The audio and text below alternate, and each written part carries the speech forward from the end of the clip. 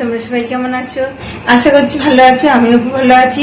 Welcome to Bengali blogger Sonali. Welcome আর নতুন video নিয়ে। আজকে কি কি রান্না করছি চলো তোমাদের এক ঝলক দেখিয়ে দিই।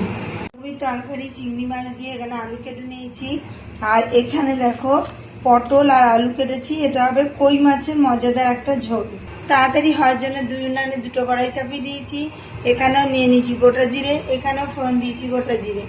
এখানে বাঁধাকপি আলুগুলো ভেজে নেবো, আর এখানে পটল আর আলুগুলো দিয়ে দেবো। আর এই যে এখানে কই মাছ ভেজে রেখেছি। দেখো বন্ধুরা, কড়াইতে আমি বাঁধাকপি আলু দিয়ে দিয়েছি, ভাজা ভাজা হলে তারপর বাঁধাকপিগুলো দেবো। আর এখানে পটল আর আলু দিয়ে দিয়েছি। আর কই মাছের একদম সুন্দর একটা মজাদার ঝোল হবে, পেঁয়াজ ছাড়া নিরামিষ ঝোল। আর খেতেও কিন্তু খুব চমৎকার হয়। যারা পটল খাও না তারাও এই ঝোল দিয়ে খেতে দিতে ভাত খাবে, আমার তো বেশ ভালো লাগে। আর দেখো আলুটা ভাজা হয়নি, দুটোই দু কড়াইতে ভাজা হয়নি। এর মশলাটা শুধু রেডি করতে হবে, আর এর বাঁধাকপিটা ভাজা হলে তারপরে মশলা। তাই চলো বন্ধুরা, গোটা ভিডিওটা স্কিপ না করে দেখতে থাকো, আশা করছি ভালো লাগবে। পটল আলু ভালো করে ভাজা ভাজা হয়ে গেছে, আর এখানে বাঁধাকপি দিয়ে দিয়েছি। আলুটা যেহেতু ভাজা ভাজা হয়ে গেছে ভালো করে, সেজন্য বাঁধাকপিটা দিয়ে দিয়েছি। জল ছাড়া বাঁধাকপি করি। আর এখানে দেখো আলু আর পটল সুন্দর করে যত ভাজবে তত যে কাঁচা পটলের গন্ধ থাকে ওটা থাকবে না। এবার আমি মশলা দিয়ে দিলাম, যা যা মশলা লাগে সেই মশলাগুলো দিয়ে দিয়েছি। নুন, হলুদ, লঙ্কার গুঁড়ো, জিরে গুঁড়ো, ধনে গুঁড়ো, যা যা মশলা দিতে হয় যে কোনো ঝোলের ক্ষেত্রে সেগুলো কিন্তু আমি দিয়ে দিয়েছি। আর বাটিতে একটু জল নিয়ে আসবো, যেহেতু মশলা আছে বাটির মধ্যে, এটা দিয়েই পুরো কষানো হয়ে যাবে। যত বেশি কষাবে তত কিন্তু তরকারির স্বাদটা বাড়বে।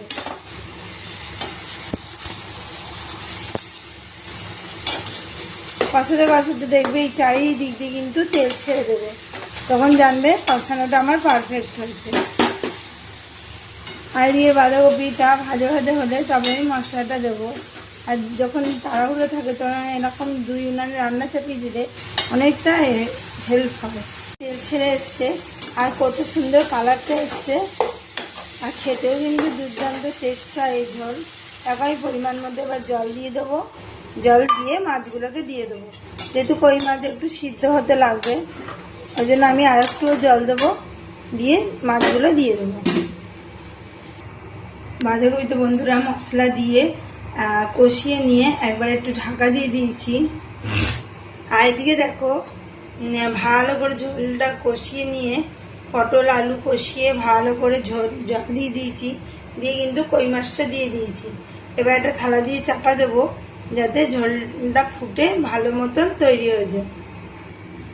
ঝোলটা ফুটতে থাক, আবার কিছুক্ষণ পর আসছি। দিয়ে বাঁধাকপি হয়ে গেছে, আর এদিকে দেখো পটলের সুস্বাদু ঝোল কই মাছ দিয়ে। কালারটা দেখো কত সুন্দর এসছে। আর এখানে বসাবো টমেটোর চাটনি। কড়াই আবার ধুয়ে চাপিয়ে দিয়েছি, এখানে নিয়ে নেবো তেল। দেখো টমেটোর চাটনির জন্য কড়াইতে তেল নিয়ে পাঁচফোড়ন দিয়ে দিয়েছি, আর কড়াই তেল তেতেও গেছে। এর মধ্যে দিয়ে দেবো টমেটোগুলো। দেখো টমেটোগুলো দিয়ে দিয়েছি। এবার টমেটোগুলোর মধ্যে নুন আর হলুদ দিয়ে দেবো, যাতে তাড়াতাড়ি টমেটোটা মজে যায়। যতক্ষণ না টমেটোটা মজছে ততক্ষণ অবধি এটা কিন্তু ছাপিয়ে যেতে হবে।